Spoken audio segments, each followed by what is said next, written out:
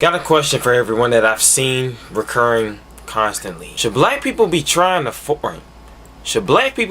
rise up forming armies? Like, the African American population here in the States is like 50 million or more. So like, should we all be trying to form an army so we can overthrow the white man?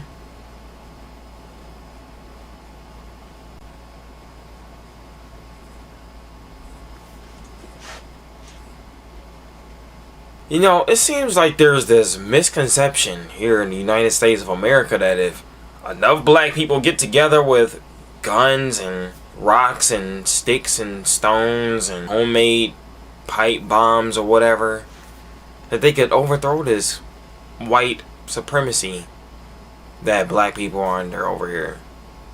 But while you're getting all your sticks and stones and your bullets and your guns and your semi-automatics and stuff, white supremacy is getting ballistic missiles. Yeah, they getting a few of those. They getting nukes, getting tear gas. They getting batons. They getting tasers, EMPs. They getting CDC created viruses and martial law and the military and everything else involved. Our people, we ain't got no military training, most of us anyway.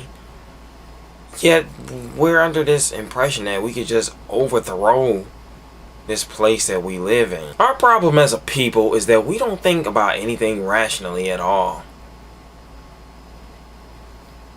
I mean, I see it all the time. You got black folks talking about we gonna rise up and fight this system, and nah, bro, we gonna end white supremacy. You know, if enough of us brothers come together, man, and get a few guns and stuff, dog, that's gonna be it, dog. They gonna be scared of us.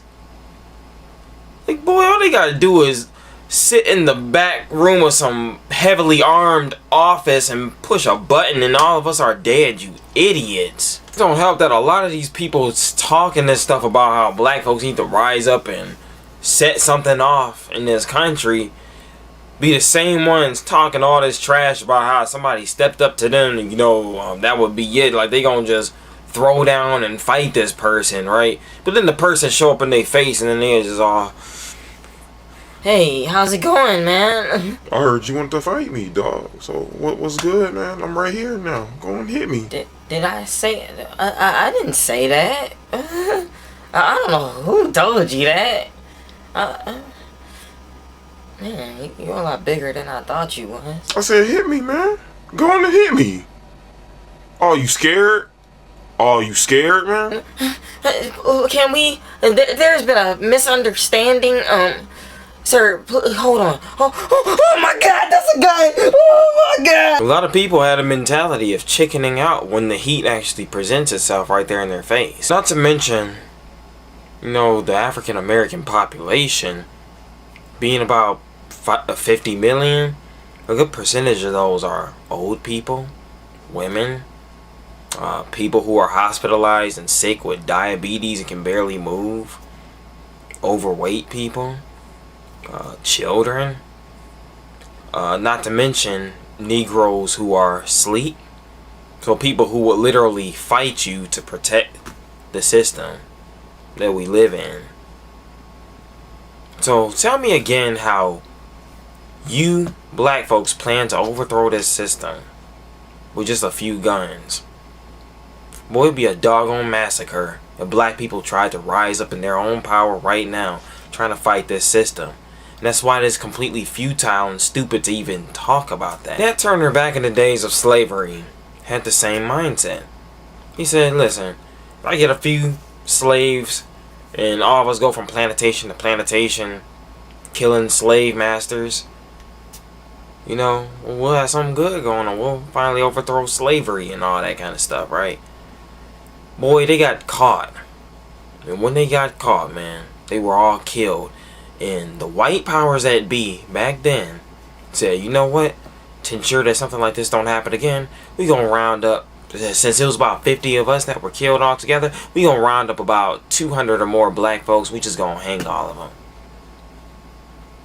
That's the effect that y'all would have today if y'all tried to start something.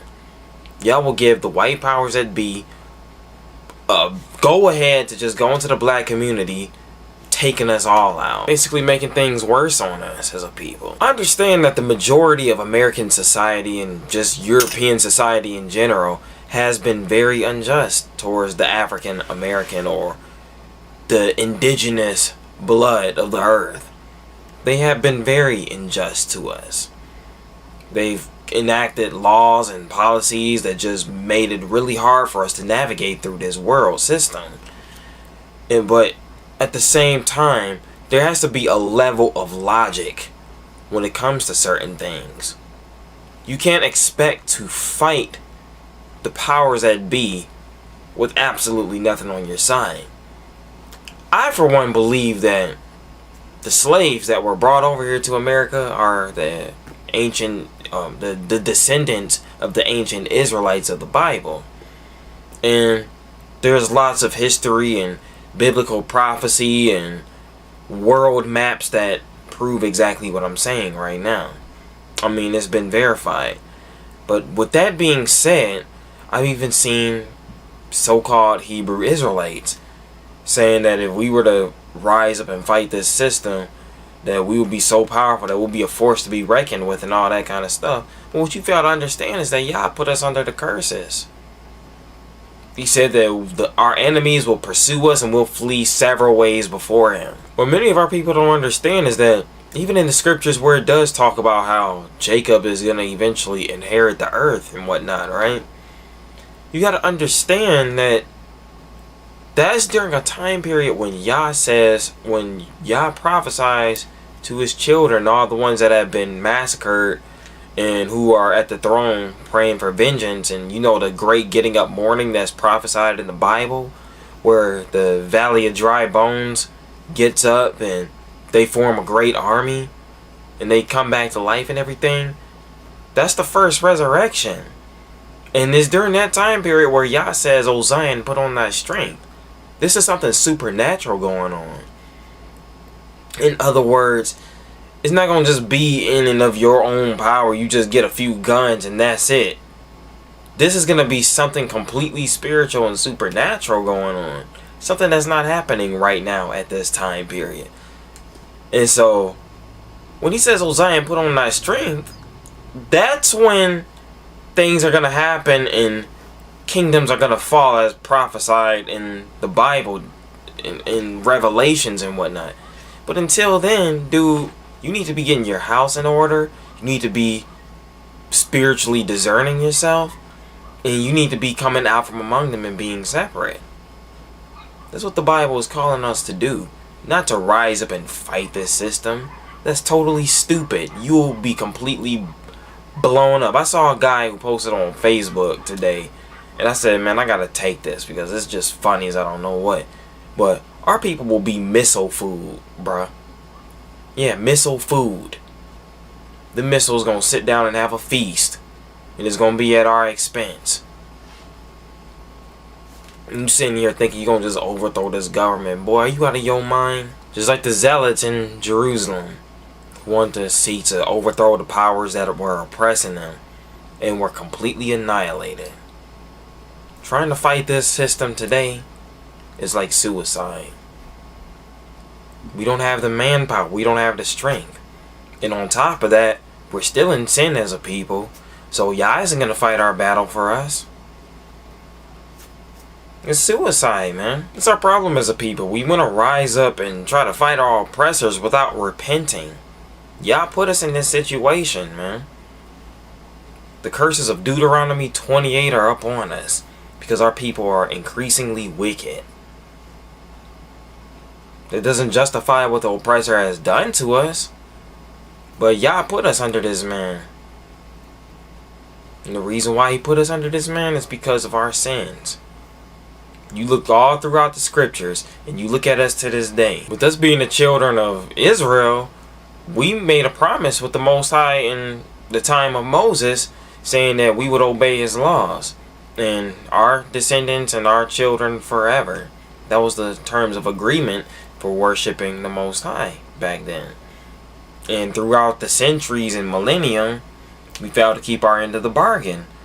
And so, because we failed to keep our end of the bargain, the terms and conditions say that the penalty for breaking this contract is the curses of Deuteronomy 28, in which it says that you will be oppressed, you will be enslaved, you will betroth a wife, and another man will lie with her, which is what happened throughout slavery. It's not that what happened was to us was ordained because white people are better than us. I mean, it's obvious that, genetically speaking, the African, being the original man, has superior genetics and superior DNA than the mutation DNA that came forth from the African, forming all the different races we see on Earth that aren't black. So how is it that, scientifically speaking, in which scientists are proving this, white scientists are proving this, how is that people who are genetically inferior are made to rule over people who are actually stronger than them? Why do somebody as big as Shaquille O'Neal got to fear some little bitty 5'3" white man with a gun? Why is it that the little 5'3" white man can make up rules to affect Shaquille O'Neal's life?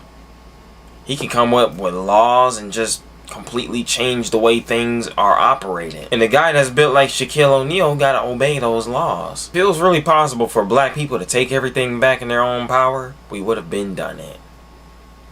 We're obviously being kept from doing it because of some type of supernatural force stopping us from doing it. So, with that being said, I just want to give my insight on that topic. It's something that I see people talk about all the time. People are talking about it right now. There are people who are honestly under the illusion that black people can overthrow white supremacy. I'm like, man, white supremacy been around since the Roman Empire, dog. Now, blacks, they did go in there. The Black Moors, they helped Europe out and everything. But then Europe took power from the Black Moors and then dominated every freaking thing that exists. They went all around the planet with guns, taking slaves, and subjugating indigenous populations, and then forcing them to build their system, mining coal and minerals and resources. And white folks took all of our geniuses that were in our indigenous clans and then used them to build all the inventions that run white supremacy to this day. And then they turned around and they made laws and ordinances, things to kind of trap all the resources and wealth that they gained at our expense. And now you think we can just go and just take it back? I'm Elijah Yarreich. Subscribe, unsubscribe, like this video, dislike it, and share and comment. Then I'll say peace.